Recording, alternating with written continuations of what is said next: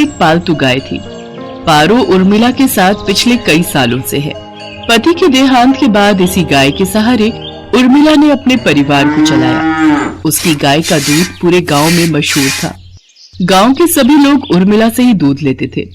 उर्मिला का बेटा शहर में पढ़ता था। वहीं उसे पूनम नाम की एक लड़की से प्यार हो गया और उसने अपनी माँ को बिना बताए पूनम से मंदिर में शादी कर ली। आज वो गांव वापस आने वाला था। उर्मिला बहन, 2 किलो कर देना दूध। 1.5 किलो मुझे भी देना। क्या बात है उर्मिला बहन, आज तो तुम बड़ी खुश दिखाई दे रही हो। बात ही खुशी की है सरोज बहन, आज मेरा बेटा गांव वापस आ रहा है। बस जल्दी जल्दी काम निपटा कर उसी के लिए बढ़िया बढ़िया पकवान बनाऊंगी। पता नहीं शहर में उसे क्या खाने को मिलता होगा और क्या नहीं। अच्छा तो ये बात है, चलो बहुत बढ़िया हुआ। कब से बेटे के बिना अकेले रहते रहते तुम उदास हो गई हो। अब वो आ जाएगा तो तुम्हारे साथ काम में भी मदद कर देगा। हाँ वो तो है। अरे आ रही हूँ पारो, तू क्यों आवाज लगा रही है? मैं जानती हूँ तू भी सूरज का नाम सुनकर बहुत खुश हो रही है। रुक, मैं अभी तुझे चारा डालती हूँ, फिर तो सूरज ही तुझे खिलाएगा। उर्मिला की गाय पारो अपनी आवाज में उससे बातें कर रही थी, मानो वो भी सूरज के आने की खुशी मना रही हो। शाम के समय सूरज आ जाता है, पर अपने बेटे के साथ बहू को देखकर उर्मिला को बहुत बुरा लगता है। माँ तुम नाराज मत हो, सब कुछ बहुत जल्दबाजी में हुआ। पूनम के पिताजी की तबीयत ठीक नहीं थी और वो चाहते थे कि हम ये शादी जल्दी से जल्दी कर लें, इसलिए मैं आपको बता ही नहीं पाया। पर अब मैं आपके साथ ही रहूंगा, आप चिंता मत करो। और माँ पूनम बहुत अच्छे स्वभाव की पढ़ी लिखी लड़की है, आप एक दूसरे को आसानी से समझ जाओगे। ठीक है, देखती हूँ वो मुझे कितना समझती है। गांव के रहन सहन और शहर के रहन सहन में बहुत फर्क है बेटा। उर्मिला की तरह पूनम घर के कामकाज नहीं कर पाती थी। उसे तो घर का कोई भी काम करना नहीं आता था। सूरज, तुमने मुझे कहाँ लाकर पटक दिया है? मुझसे ये घर के काम नहीं होते। हमें शहर वापस चलना चाहिए। उस गाय का गोबर साफ करो, उसे चारा डालो, उसे नहलाओ, घर की लीपा पोती करो। ये सब करके तो बदबू के मारे मेरा बुरा हाल हो रहा है। ऊपर से तुम्हारी माँ को माँ जी का नाटक करते हुए लहसुन प्याज ही काटती रह जाऊंगी। कैसी बातें कर रही हो पूनम? यहाँ पर सारा कामकाज बना हुआ है। मैं तो यहाँ पर बढ़िया सी डेयरी खोलने की सोच रहा हूँ। दूध, घी, पनीर, दही और कुछ खास मिठाइयों की बहुत ही बढ़िया डेयरी खुल जाएगी। हमारी अच्छी खासी कमाई हो जाएगी। शहर में घर का किराया खर्चा पानी कितना ज्यादा है, वहां पर मुझे काम सेट करने में ही सालों गुजर जाएंगे। और जहां पर मेरा अपना खुद का घर का काम है, हम शहर में क्या करेंगे? तुम्हें पता भी है हमारी गाय का दूध पूरे गांव में मशहूर है। सोचो हम कितना कमा लेंगे। और फिर हमारे यहाँ रहने से माँ को भी सहारा रहेगा। वो बेचारी अकेले काम नहीं संभाल पाती है। अच्छा तुम काम करो, मैं थोड़ी देर बाजार होकर आता हूँ। कह तो सूरज ठीक ही रहे। शहर में काम करने के लिए पैसों की भी जरूरत होगी।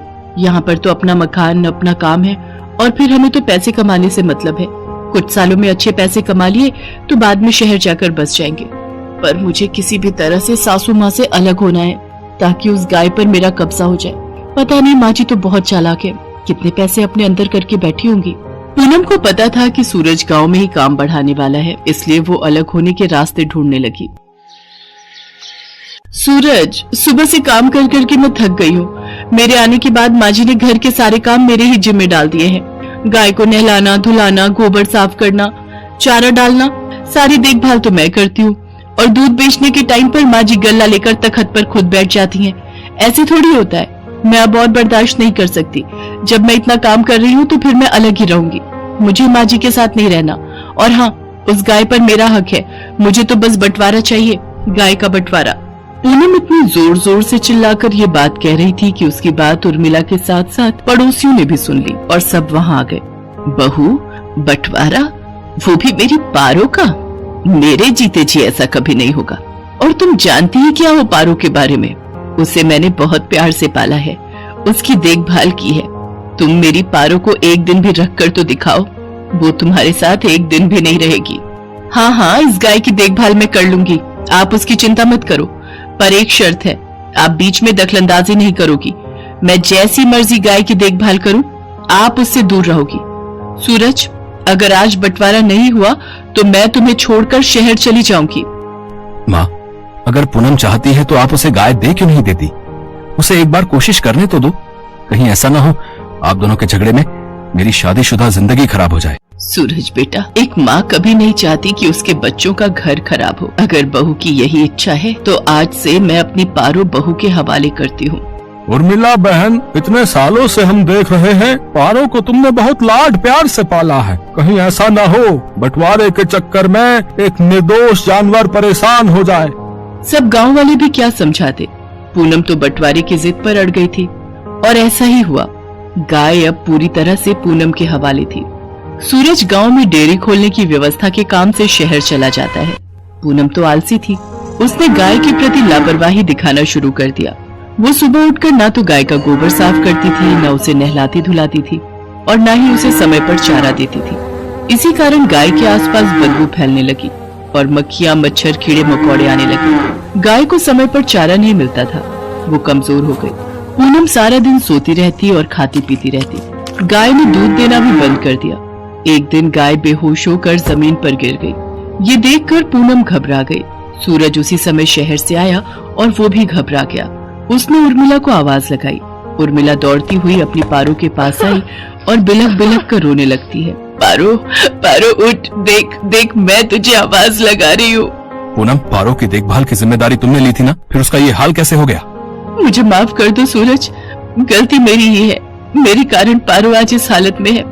मैं सचमुच माँ जी की तरह पारो की देखभाल नहीं कर सकी। माँ जी, मुझे माफ कर दीजिए।